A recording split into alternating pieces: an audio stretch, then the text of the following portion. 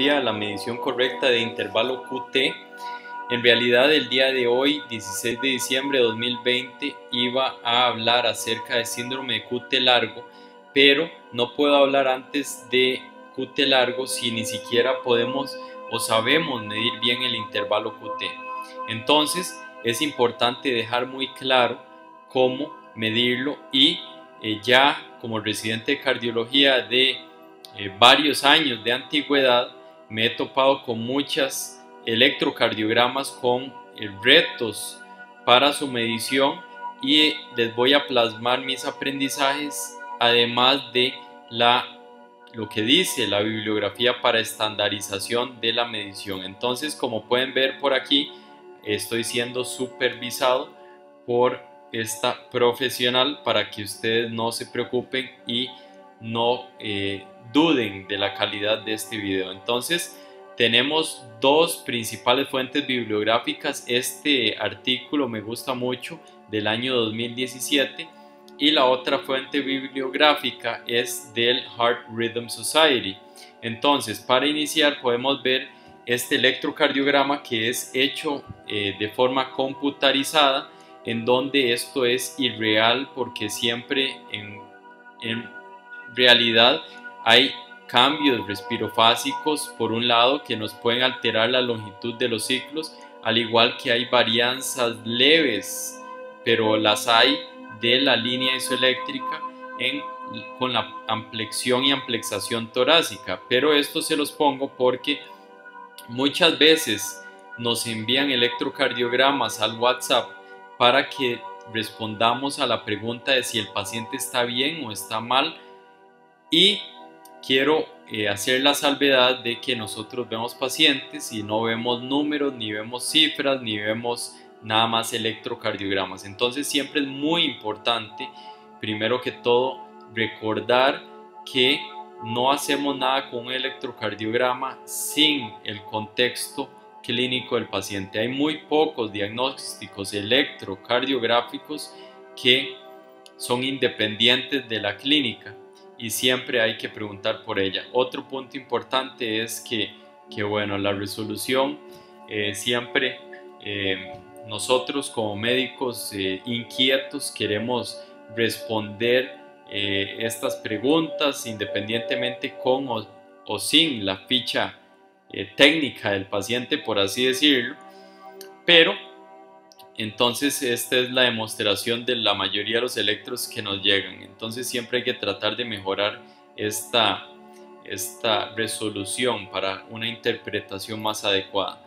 Por otro lado, aunque esté completamente normal el trazo electrocardiográfico y el papel cuadriculado, excelente resolución, viene la limitante que es el factor humano, en donde nos podemos preguntar qué es esto que está aquí y cómo hago para medir el QT, hasta dónde lo mido, y eso es lo que vamos a ver en esta charla. Entonces, ¿dónde mido el QT? El QT requiero de un electrocardiograma, no puedo medirlo en el monitor de telemetría del paciente, ocupo el electrocardiograma, este papel cuadriculado. Idealmente se recomiendan estandarizado las derivaciones D2 o V5, V6 son las principales. Otra cosa que se recomienda es tomar en promedio 4 a 5 ciclos cardíacos en donde midamos el QT y lo promediemos, y también tomar en cuenta que si no lo promediamos deberíamos de quedarnos con el valor más largo de duración del QT, puesto que esa es la idea, fallar a favor del paciente. Entonces, ¿de dónde a dónde lo vamos a medir? Bueno, cuando las cosas están así, pues sumamente sencillo, muy bonito, muy fácil. Y aquí vemos que el inicio de la onda Q, la mayoría de las veces no hay duda de dónde se da, casi nunca dudamos de dónde está esto, pero a veces nos cuesta saber dónde está el final de la onda T. En este caso, este es el intervalo QT y su medición va a ser en tiempo. Entonces, en el eje X es tiempo, eje Y es voltaje. Entonces, cada cuadrito va a equivaler a esto, a 0.04 segundos o 40 milisegundos, tomando en cuenta que 5 de estos cuadritos van a conformar este cuadro grande que representa 200 milisegundos. Eso es siempre y cuando el electrocardiograma esté a una velocidad estándar de 25 milímetros por segundo, y siempre tenemos que ir a ver eso en las esquinas del electro para asegurarnos que va a esta velocidad y que nadie tocó un botón sin culpa o con culpa, en donde la velocidad está más bien a 50 milímetros por segundo, por ejemplo. Entonces, vamos a ver, ya acabamos de mencionar cuánto dura el cuadrito pequeño, cuánto dura el cuadro grande, y no se nos olvide corregir el QT por la frecuencia cardíaca. Entonces aquí es donde entra la importancia de el RR precedente a el QT en mención. ¿Por qué razón? Porque bueno, está estandarizado que midamos el RR previo, y igual lo vamos a medir en tiempo. Así es como vamos a ver la manifestación de la frecuencia cardíaca, y usando esta fórmula de Bassett, que es la más reconocida a nivel mundial porque la mayoría de los registros, mayoría de recomendaciones se basan en el cálculo del QT con esta fórmula, es que la traigo a colación. Entonces el QT no es nada sin el QTC, sin el QT corregido. ¿Por qué les recomiendo Bassett? Bueno, Bassett tiene muchas limitantes, se le ha querido sobrepasar con otras fórmulas que pueden ser de hecho mejores, pero Bassett es bastante confiable para frecuencias cardíacas que van entre 60 y 110 latidos por minuto, en resumen. Así que frecuencias cardíacas que son menores a 60 o que son mayores a 110, usted podría tomar alguna de las otras fórmulas que le voy a mostrar a continuación, pero nunca olvide anotar con cuál fórmula hizo la corrección para no generar ningún sesgo o toma de decisiones inadecuado. Entonces aquí vemos otras de las fórmulas posibles. No traten de memorizarse la fórmula, al final de cuentas estudiamos medicina y no somos matemáticos, así que para eso hay múltiples aplicaciones, que de hecho en este momento en mi teléfono tengo como 3 a 4, Calculate, MedCalX y MedCalc, entre otras, son buenas aplicaciones, y si no tienen la posibilidad de estas aplicaciones, pueden usar cualquier página de internet. Pueden usarlo en línea o pueden usarlo sin internet, así que no hay excusa para que no podamos sacar alguna de estas fórmulas porque el lapicero se nos quedó sin tinta. Pues bueno, ahí tenemos el teléfono o tenemos a alguien que tenga esto. Entonces, la siguiente pregunta es: explique por qué estas mediciones son distintas. Bueno, si usted puede pausar este video y responder por qué razón estas mediciones son distintas y por qué razón se midió el intervalo QT en cada una de ellas de la forma en que se midió, que de hecho este es un esquema, un dibujo bastante representativo de la página Life in the Fast Lane, muy bueno para emergencias y para el contexto de emergencias, ¿verdad? Y en general en medicina es bastante respetado.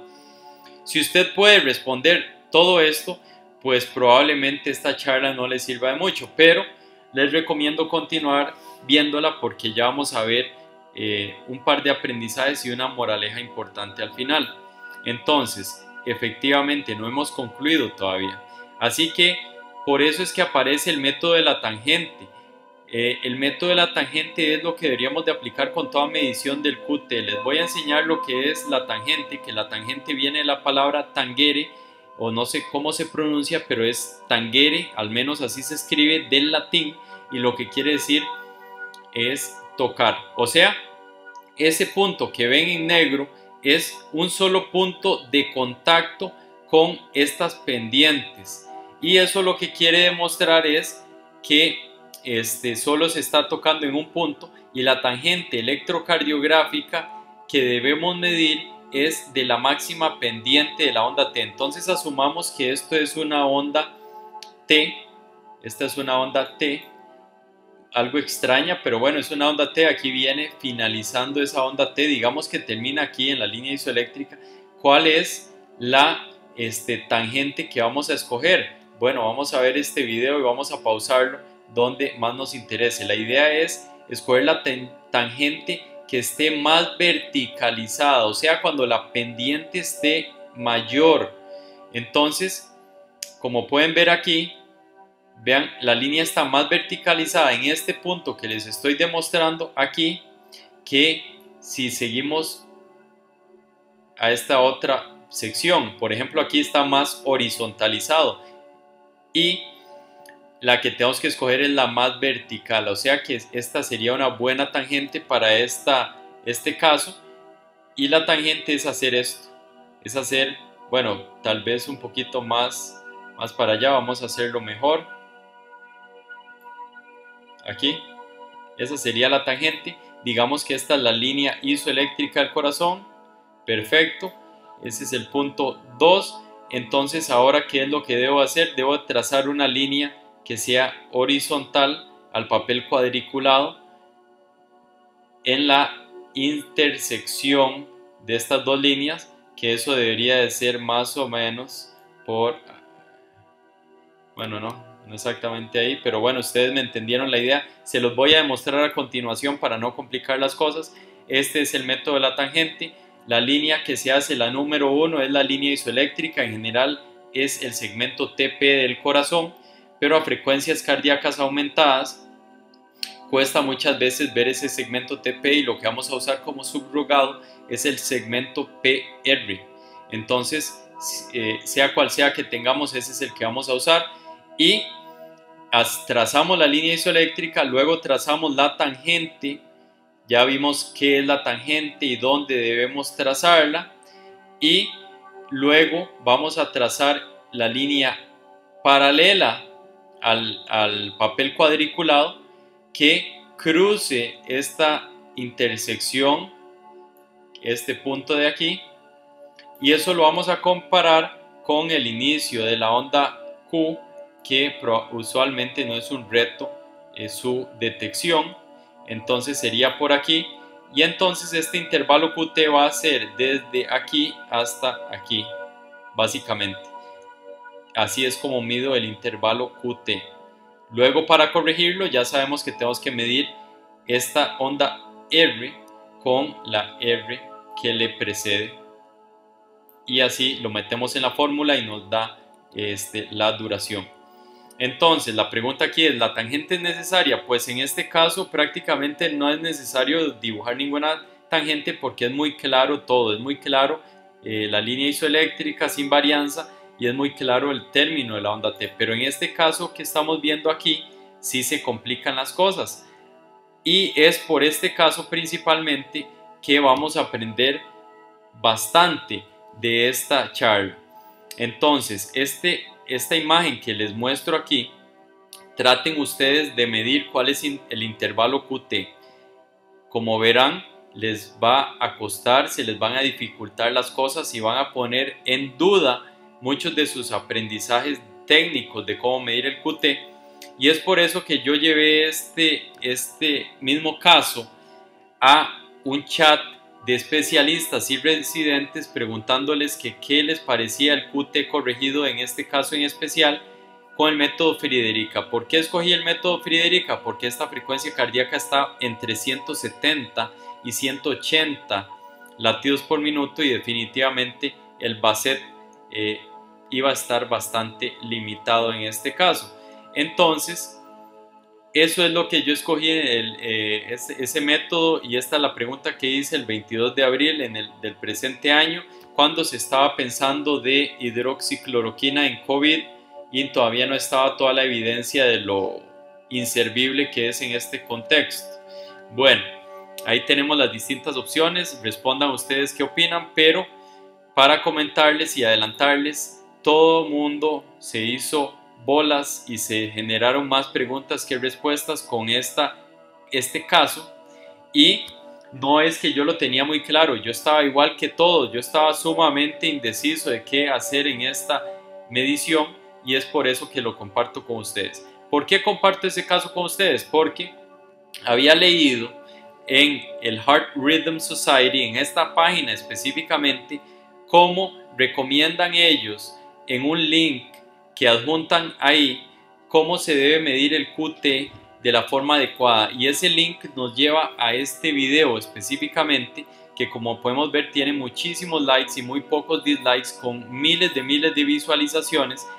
Y en este video es donde sale este caso, que básicamente yo lo que le hice fue una captura de pantalla, y después de eso hice la pregunta ya sabiendo cómo lo midieron aquí, porque quería ver cuál era la opinión de los demás. Entonces aquí vamos a escuchar qué es lo que dice el Dr. Khan, un poquillo más rápido la velocidad de reproducción, pero ya si lo logran captar bien, y si no, se los explico lo que él dice. Entonces podemos ver.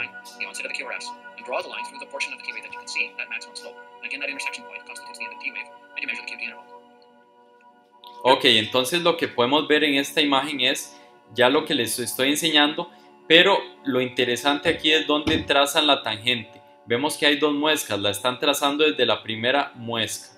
Entonces, basado en eso, vemos que el QT corregido según Bassett nos da esto, y según Friedericia nos da esto.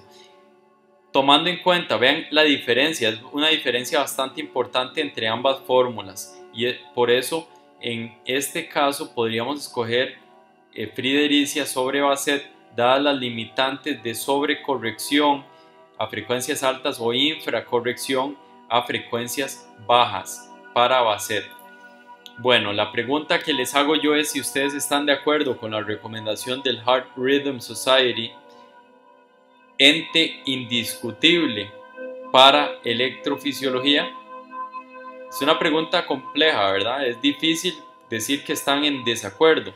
Bueno, pues quiero que vean esto que muestro aquí, que es del artículo de correcta medición, y en la porción de arriba podemos ver algo que es muy sencillo, porque el intervalo T es bastante claro, se traza la tangente, la línea isoeléctrica es bastante clara, perfecto, ahí es el intervalo QT.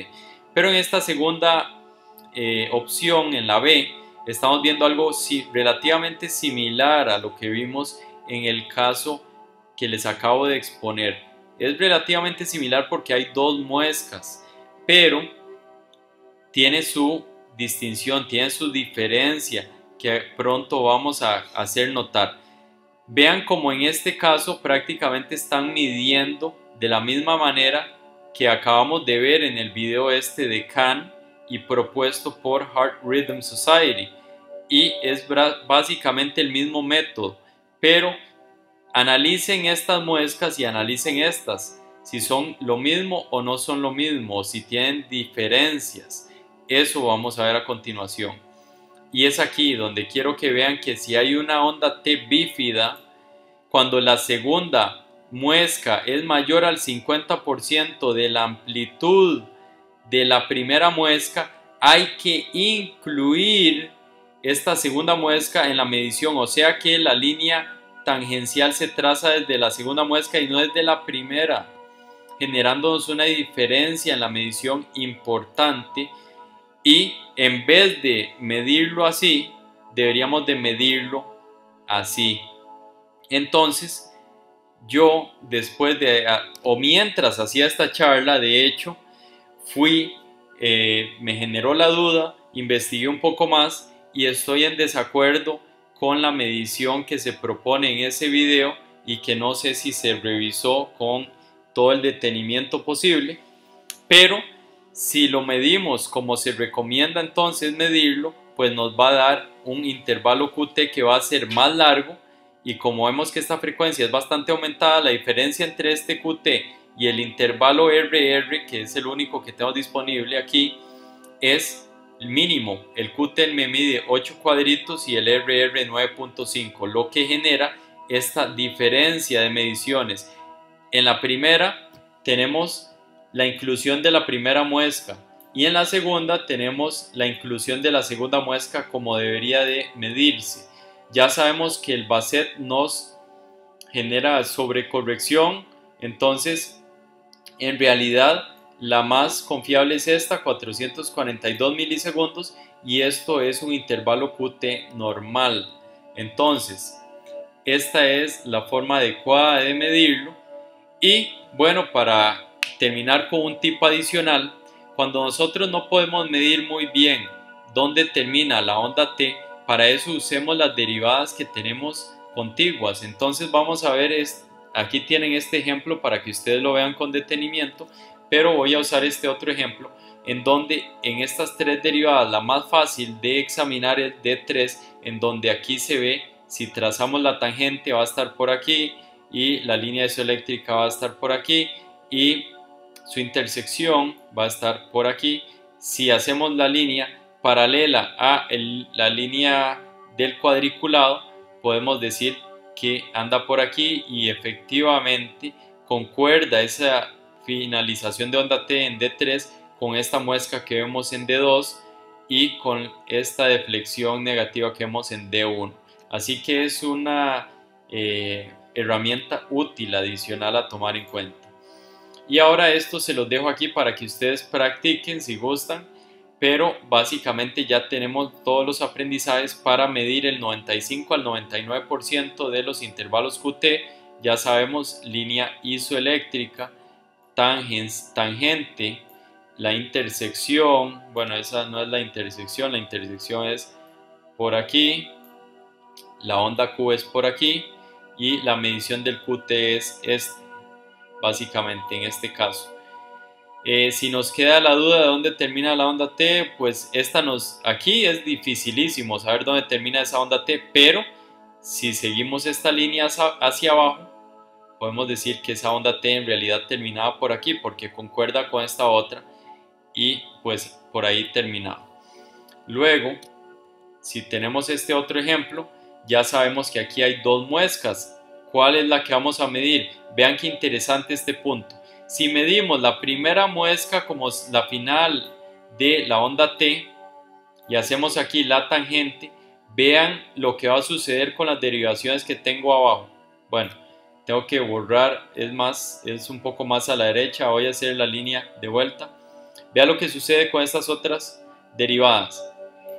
Están estas líneas trazando esta línea paralela al cuadriculado, cortando esa onda T a su final o no. Pues la respuesta es no. Como vemos, esto está después, esta onda T es bastante bien caracterizable y definitivamente esa onda T no termina ahí, termina más acá. Es por esto que vemos que en este caso la segunda muesca, al ser mayor al 50% que la primera, la medición correcta era tomar en cuenta la tangente de la segunda muesca. Y básicamente aquí más de lo mismo. Y con eso quiero concluir que basado en la correcta medición ya podemos llegar a la definición de cuál es el QT corregido y cuál es su posible implicación. Ya sabemos que no solo vemos números, hay que tomar en cuenta el contexto del paciente. Es por eso que un QT de 480 milisegundos en paciente con síntomas, por ejemplo paciente que ha hecho síncope o que ha hecho taquicardia ventricular, no es lo mismo o puede ser similar a un paciente más bien que es asintomático pero que tiene un QT mucho más prolongado. Entonces, por ejemplo, cualquiera de estos dos pacientes puede ser un candidato para cardiodesfibrilador o para un dispositivo automático implantable. Cualquiera de estos dos pacientes es probablemente candidato para remover cualquier causa reversible de prolongación del QT, y si no hay causa reversible, sospechar causa genética y usar betabloqueo como tratamiento médico de primera línea. Recordar que el intervalo QT es dinámico y variante con los años. Mi QT no es lo mismo hoy a dentro de 3 semanas, puede variar. Por eso siempre se recomienda medirlo siempre y cuando sea posible, siempre y cuando tengamos un electrocardiograma, volverlo a medir y no quedarnos con el QT corregido de hace 3 años si se le han hecho 5 electrocardiogramas o 2 electrocardiogramas más al paciente. Y fallar a favor del paciente dejándonos el valor más largo que encontramos, obviamente con medición adecuada del mismo, si no logramos generar un promedio adecuado como se recomienda. Y el QT también varía con el sexo, es por eso que no es lo mismo un QT de 470 en un hombre a un QT de 470 en un hombre que una mujer.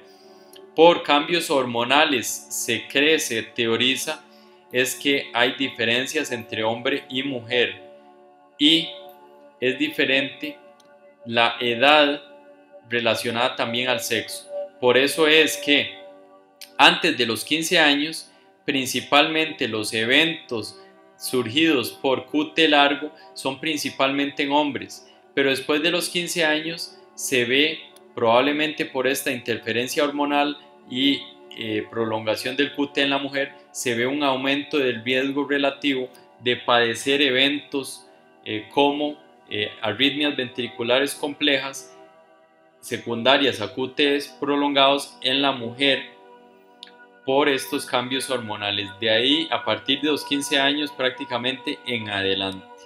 Entonces son algunas cosas a tomar en cuenta y ahora sí comprendemos esta gráfica, este dibujo, y ya lo podemos contestar uno a uno.